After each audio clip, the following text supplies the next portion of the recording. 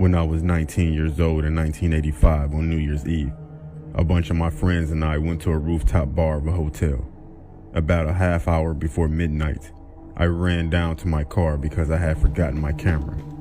I figured I would have plenty of time to get back up there and find my friends. I grabbed my camera and I got into an elevator all by myself. About halfway up, the elevator started shaking and it stopped completely. I was trapped. I have always had a problem with confined spaces, so this was not an ideal situation for me. After a few minutes, everything went silent that was going on outside. Then out of nowhere, the elevator lights went out, and I started to hear children laughing, but this was not the type of place where children would be. My heart started beating faster and faster and harder.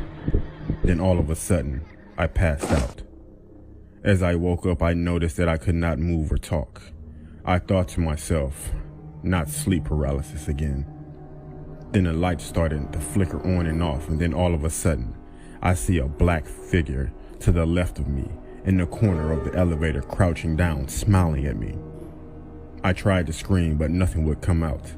I tried to move, but I couldn't. A guy came over the loudspeaker and told me there was an electrical short and that he would have me out soon. There's a camera in the elevator, so to the security guard it looked like I was just laying there. I guess they figured I was drunk, being that it's New Year's. Anyways, every attempt to scream or move, that figure would just start laughing at me and pointing. This whole time the lights are flickering. Then all of a sudden, I can hear the huge crowds counting down for New Year's. 10.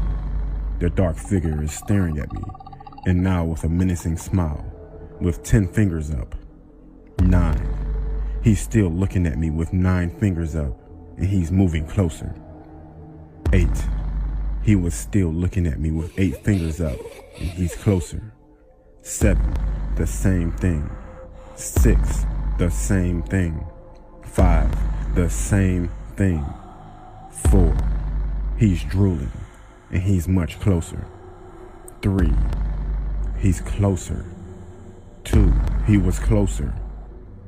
Then the lights quit flickering, and it was pitch black. Then all of a sudden, outside went silent again. I felt breathing in my right ear. And then out of nowhere I hear 1. I couldn't breathe.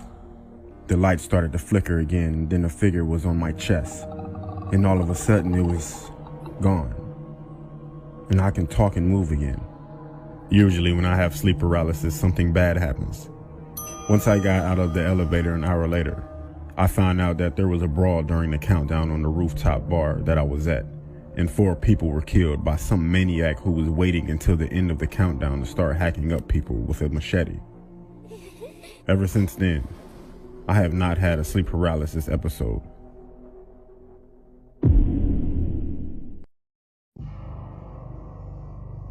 I lived in a city in central Ohio that begins with a C and has a big college that I lived near. I attended a different college than the one I mentioned and made the 20-minute drive from the city to that college.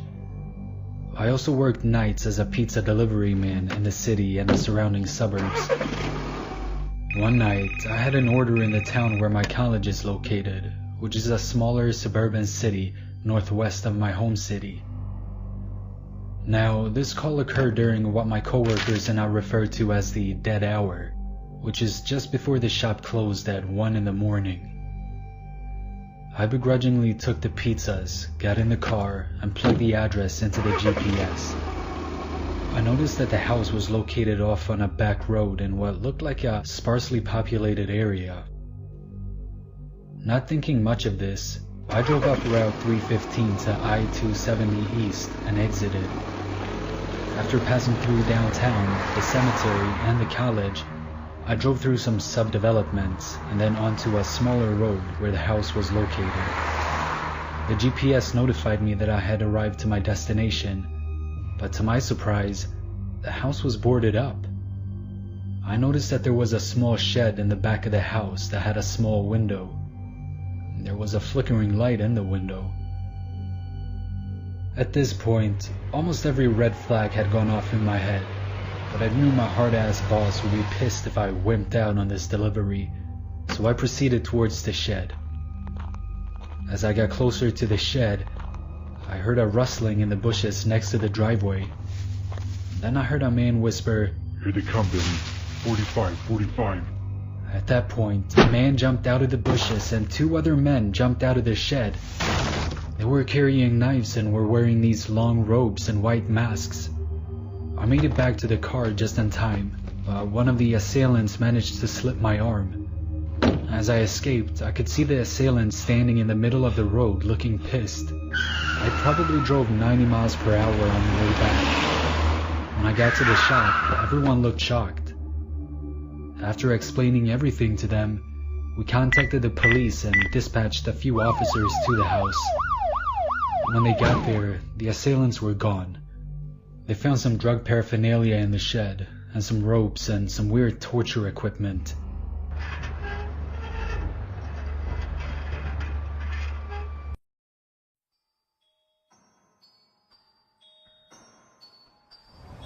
I was on a road trip with my friend Tom throughout upstate New York.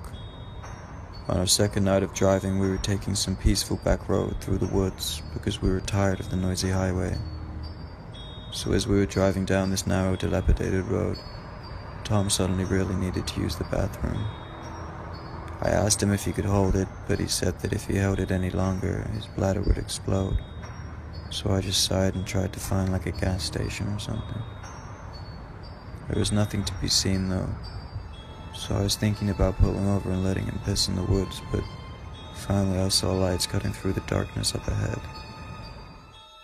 It was a 7-Eleven, thank God. Before I'd even parked the car, Tom flew out the door and raced inside. I realized while waiting in the dark car I was actually hungry, so I pulled out some change from my pocket. It would at least be enough for a bag of crappy Cheetos or something. So then I went inside.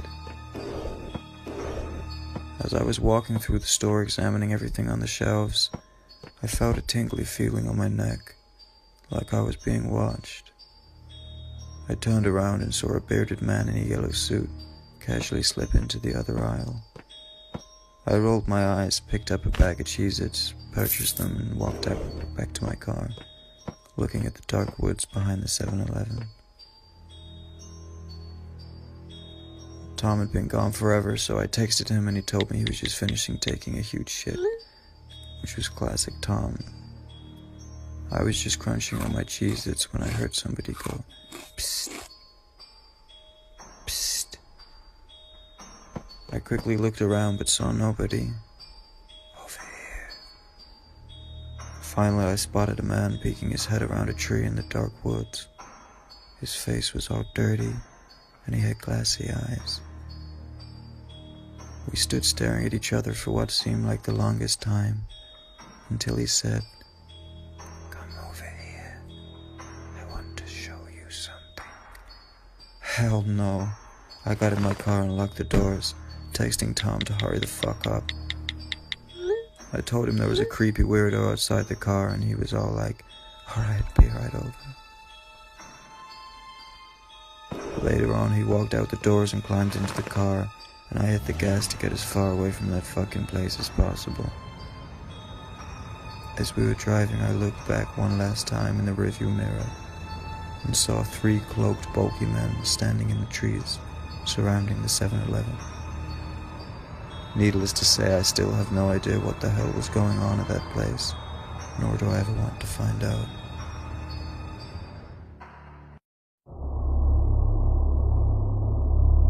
My name is Yusuf. I'm 21 years old. A few weeks ago, my parents decided to go to Lebanon for a few days while I stayed home. I was happy to have a few days to myself, so I decided to drive to the lake which my family went camping at when I was small. It was remote, surrounded by trees and barely anyone goes there. I decided to stay for one night though.